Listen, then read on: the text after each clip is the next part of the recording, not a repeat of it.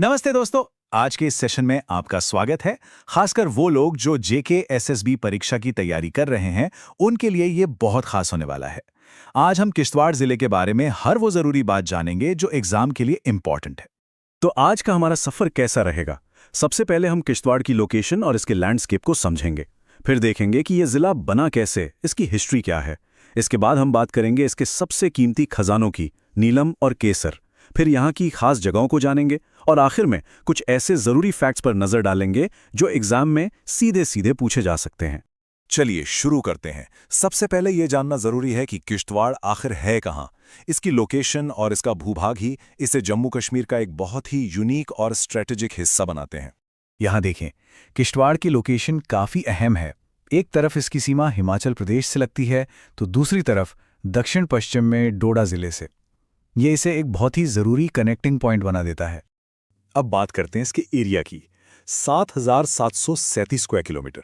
जरा सोचिए, ये कितना बड़ा इलाका है। लेह और कारगिल के बाद ये यूनियन टेरिटरी के सबसे बड़े जिलों में से एक है। और इतना बड़ा साइज जाहिर है इसके लैंडस्केप और एडमिनिस्ट्रेशन दोनों पे असर डालता है। और यह सिर्फ फैला हुआ ही नहीं है, बल्कि काफ़ी ऊंचा भी है।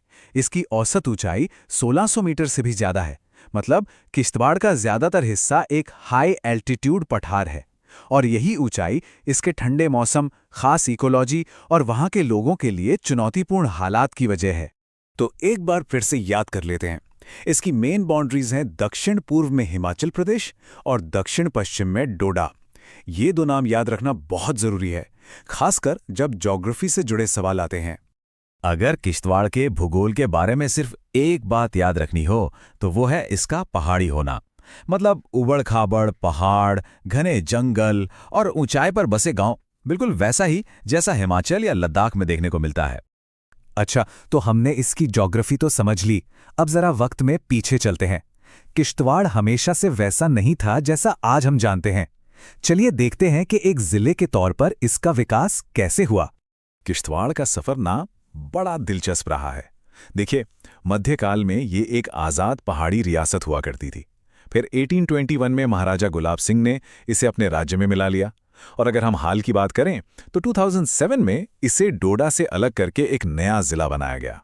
लेकिन किश्तवाड़ सिर्फ अपनी ज्योग्राफी और हिस्ट्री के लिए ही नहीं जाना जाता। यहाँ कुदरत के कुछ सबसे अनमोल खजाने भी मिलते हैं।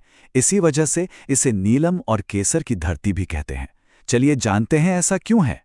ये तीन चीजें, केसर, नीलम और हाइड्रो इलेक्ट्रिक पोटेंशियल, किश्तवाड़ की इकोनॉमी की रीढ़ हैं। ये तीनों ही इस इलाके की तरक्की और पहचान में एक बहुत बड़ा रोल निभाते हैं। और हाँ, एग्जाम में इन पर सवाल अक्सर आते हैं। जब केसर की बात होती है तो किश्तवाड़ का केसर तो पूरी दुनिया में मशहूर है। ये सिर्फ एक कीमती मसाला नहीं है, बल्कि इस इलाके की सांस्कृतिक विरासत का भी हिस्सा है। और इसे जीआई टैग यानी ज्योग्राफिकल इंडिकेशन टैग भी मिला हुआ है, जो इसकी खास क्वालिटी और पहचान को बताता है। एग्जाम के लिए ये एक बहुत इंपॉर्टेंट डिटेल है। इकॉनमी से आगे बढ़ें तो किश्तवाड़ कुदरती खूबसूरती और रूहानियत का भी एक बड़ा केंद्र है। ये जिला कई अहम जगहों और तीर्थ स्थलों से भरा हुआ है, जो दूर दूर से लोगों को अपनी तरफ खींचते हैं। सबसे पहले बात करते हैं किश्तवाड़ नेशनल पार्क की। ये कोई आम पार्क नहीं है, ये जम्मू और कश्मीर का सबसे बड़ा नेशनल पार्क है। और ये लुप्त हो रहे स्नो लेपर्ड जैसे खास जंगली जानवरों का एक बहुत जरूरी घर है। चलिए कुछ जरूरी आंकड़ों पर नजर डालते हैं। ये पार्क 1981 में बना था और लगभग 2200 स्क्वायर किलोमीटर में फैला हुआ है। मतलब बहुत ही बड़ा। ये स्नो लेपर्ड और ब्राउन बेयर जैसे जानवरों के लिए फेमस है। और मारवाड़ और नाग जैसी नदियां इसके खूबसूरत लैंडस्केप से होकर गुजरती हैं। और हाँ, हम किश्तवाड़ की बात नीलम के जिक्र के बिना कैसे पूरी कर सकते हैं। यहाँ का पाडर इलाका दुनिया के कुछ सबसे बेहतरीन नीलम के लिए वर्ल्ड फेमस है। इन रत्नों की क्वालिटी इतनी शानदार होती है कि ये किश्तवाड़ को दुनिया के जेमस्टोन मैप पर एक खास जगह दिलाते हैं।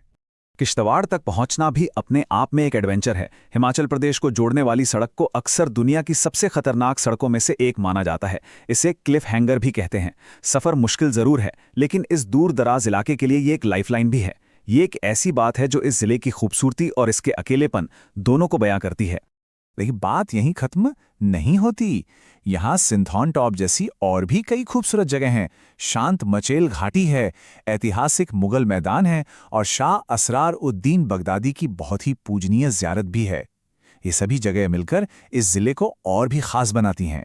ठीक है, अब कुछ फटाफट याद रखने वाले फैक्ट्स की बारी, जो अक्सर एग्जाम के एडमिनिस्ट्रेटिव सेक्शन में पूछ लिए जाते हैं। चलिए किश्तवाड़ के एडमिनिस्ट्रेटिव स्ट्रक्चर को समझते हैं। सबसे पहले इस जिले को प्रशासनिक तौर पर 11 तहसीलों में बांटा गया है, और इन 11 तहसीलों के अंदर 13 एडमिनिस्ट्रेटिव ब्लॉक्स आते हैं जो लोकल लेवल पर गवर्नेंस और डेवलपमेंट का काम देखते हैं। और अगर हम ज़मीनी स्तर पर देखें तो इस जिले में कुल 157 गांव हैं और हर गांव की अपनी एक अलग पहचान है। तो जैसा कि हमने देखा, किश्तवाड़ विरोधाभासों की धरती है। एक तरफ ये दूर और पहाड़ी इलाका है तो दूसरी तरफ कीमती कुदरती खजानों से भरा हुआ है। इसका इतिहास बहुत पुराना है, लेकिन आज ये एक मॉडर्न एडमिनिस्ट्रेटिव यूनिट है। ये सारी बातें मिलकर इसे पढ़ने और समझने के लिए एक बहुत ही दिलचस्प जिला बनाती हैं। तो जाते जाते एक सवाल पर सोचते हैं, अपनी स्ट्रेटेजिक लोकेशन और इतने सारे नेचुरल रिसोर्सेज के साथ किश्तवाड़ की तरक्की आने वाले दशक में पूरे रीजन पर क्या असर डाल सकती है? ये एक बड़ा सवाल है और इसका जवाब आने वाले वक्त में ही मिलेगा। हमारे साथ जुड़ने के लिए शुक्रिया।